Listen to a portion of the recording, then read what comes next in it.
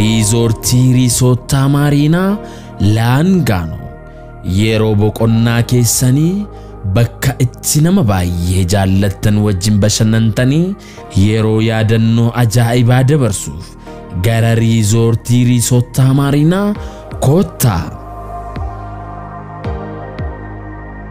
Standardii Awurooppaatiin kan ijaarame nyaata kan biyya keessaaf kan biyya alaa dhamdhamachaa qilleensa uumamaa fudhachaa yeroo gaarii nu faana dabarsaa.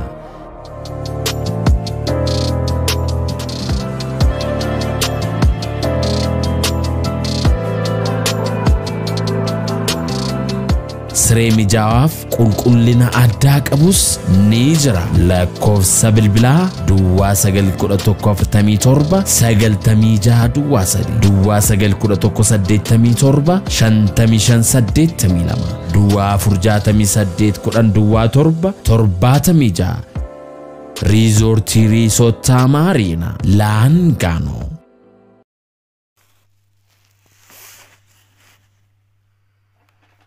Ashama harka fuudhee hordoftoota koo akkam jirtu nagaa keessanii anis nagaa kootii galata rabbii har'as immoo viidiyoo tokkoon isinii dhufeera. Innis maali hiibboodha.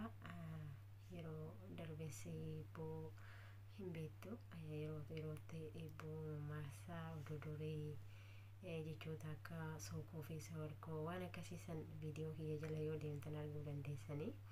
Har'as immoo hibboo takka waanuma xiqqishoo takka waan guddaa miti xiqquma isiniif qabadee dhufe akkuma xiqqoo ishii mukoo isin baasaa akkan kuma uummanne jedhee tananii isin nagaa qabdu miti aan nagaa kooti isinis immoo akka nagaa taatan abdiin qaba. Nagaa keessa jiraadha, nagaa keessa naaf turaan isiniin jedha. Gara gaaficha keenyatti deebina.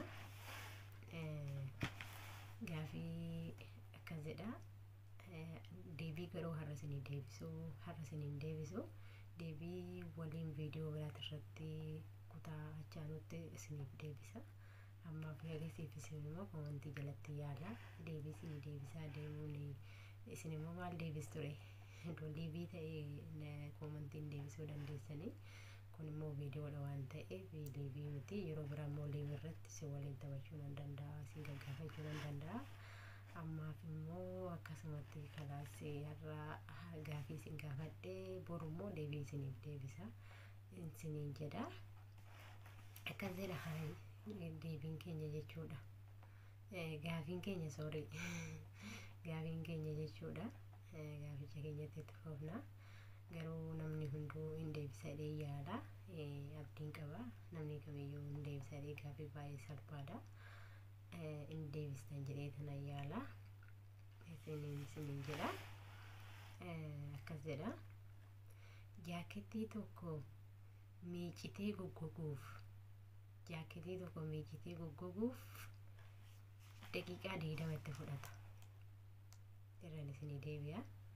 Jaakettaa tokko miicitee goggoguuf daqiiqaa 20 itti fudhata. Shan yoo miicite daqiiqaa meeqa itti fudhata jedha. Deebii immoo isin komantii jalatti deebisa. Shan yoo miicame daqiiqaa meeqa itti fudhata. Kanaaf deebii isin hin deebisudha yaada. Yeroo kan hin deebinellee ta'e immoo deebii keessan yeroo dhufu irratti komantii irratti isiniif deebisuu nan danda'a. Viidiyoo biraatiin qabadhee isiniif dhufa. Isin immoo komantii irratti yaalaan isiniin jedha. Gaafii biraati tarra. Inni kun immoo waa'ee sookoo fi soorkoodha. Jechoota akka walxaxuu jechuudha. Jechoota akka wal keessa walxaxuuti. Isa kana namni kamiyyuu hin deebisa. Amma durallee viidiyoo kiyya tokko irratti liivii irratti malee gaafii gaafadhee ture gaafii kana. Akkas jedha. Namni Itoophiyaa jiraatu maaliif Eertiraatti hin awwaalamne jedha. Isinii galee namni Itoophiyaa jiraatu maaliif Eertiraatti hin awwaalamne jechuun kun jechoota akka sookoo fi soorkoo jechoota wal xaxaa jechuudha. Yoo hin deebistu jedhee yaala. Isin immoo komantii jalatti yaala. Yeroo biraa immoo anatu isiniif deebisa yoo hin deebine ta'e inni isiniin jedha. Gaafii biraa isin gaafadha moo isin gaafii tokko ammallee isiniin gaafadha. Ishiitiin ammoo namni sirriitti deebisaa jiru. Baay'ee salphaa waan taateef jechuudha. Haati Caalaa ijoollee 3 qabdi. Haati Caalaa ijoollee 3 qabdi. Sirriitti keessatti intalaati ilaalaa yoo sirriitti itti yaaddanii irra deddeebitanii ilaaltanii jettan isiniif gala. Deebistu jechuudha. Haati Caalaa ijoollee 3 qabdi jedha. Inni tokkoffaani Wiixata. Maqaan isaa jechuudha. Inni tokkoffaani Wiixata. Inni lammaffaani Qibxata. Sadaffaan eenyu jedha. Sadaffaan eenyu. Sadaffaa isinitti guutaa yommuu isinitti yoo isin dhibee ta'e jechuudha. Ani immoo viidiyoo lammataa irratti deebii isiniif hin deebisaa. Komantii jalatti yaada keessan hundumaa ibsadhaan isinii jedha. Waan yaadan hundumaa inni isinii jedha. Gaafii osoo barbaadan na gaafadhaa.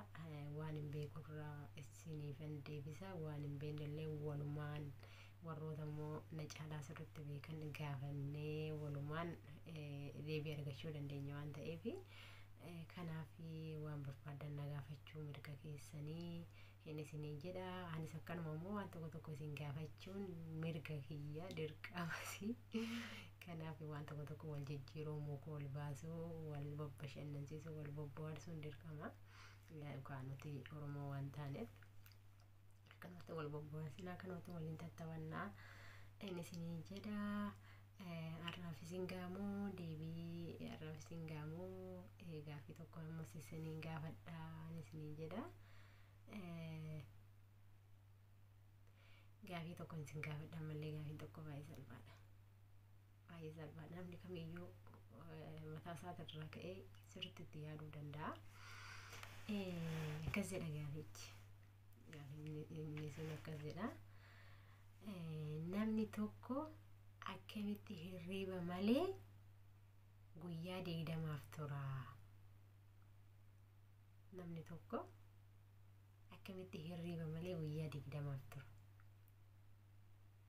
Namni tokko hirriba malee guyyaa 20 akkamitti tura. Deebiin isin bira yoo baay'ee cimaa namatti fakkaatu baay'ee salphaadha. Yoo keessatti xiinxalanii ilaalan jechuudha. Baay'ee salphaadha. Kanaaf sirriitti ilaalaa itti yaada itti xiinxalaa deegaafii deebisuuf jechuudha qophii ta'a. Kanaaf viidiyoo keenyarraa kanaan isin gaajitee yaada. Yeroo biraa immoo viidiyoo biraatiin walitti deebinaa. Nagaa keessanaaf jiraadha. Warri maatii koo hin taane kottaa maatii kootti dabalama. Yeroo yerootti mammaaksa eebbuu oduu durii waan babbareedaa asirraa hubachuu dandeessu. Inni isiniin jedha. Warroonni immoo maatii koo taatanii guddaa galatooma. Warri na jajjabeessaa turtanii jabaadhu. Gorsa obbolummaa naan jechaa turtan guddaa galatoomaan isiniin jedha. Yuutuubiin kiyya gorsa obbolummaa jedha. Warri maatii kootti dabalamuuf taatan jechuudha. Kanaaf har'a kanaan nu gahaa. Yeroo biraa immoo yeroo biraa viidiyoo deebiidhaan isiniif deebi'a. Inni isiniin jedha. Yeroo yerootti akkasitti bashannanuu nu wayyamiti tattaafachuu bashannanuu yeroo tokko muka walirraa baasu. Kanaaf akkana deebii gaafiin kiyya irraa kana fakkaata. Bakka jirtanitti rabbiin isin waliin haa ta'u. Rabbii keessan kadhadhaa akka amantaa keessanii waliifis kadhadhaa. Warroota immoo mana hidhaa keessa jiraniif illee warroota dhukkubsataniif illee hundumaaf jechuudha. Rabbii keessan kadhadhaa. Wanti hundumtuu furmaanni rabbii harka jirtiin nama harka miti waan ta'eef nuti immoo du'aayii walii godhuu walii rabbiin kadhachuu dhansiniin jedhaa. Nagaa naa ta'a nagaa keessanaa jiraadhaa. Yeroo biraa immoo viidiyoo biraatiin walitti deebina deebiidhaan isiniin jedhaa. Nagaa keessanaa jiraadhaa. Chaawu.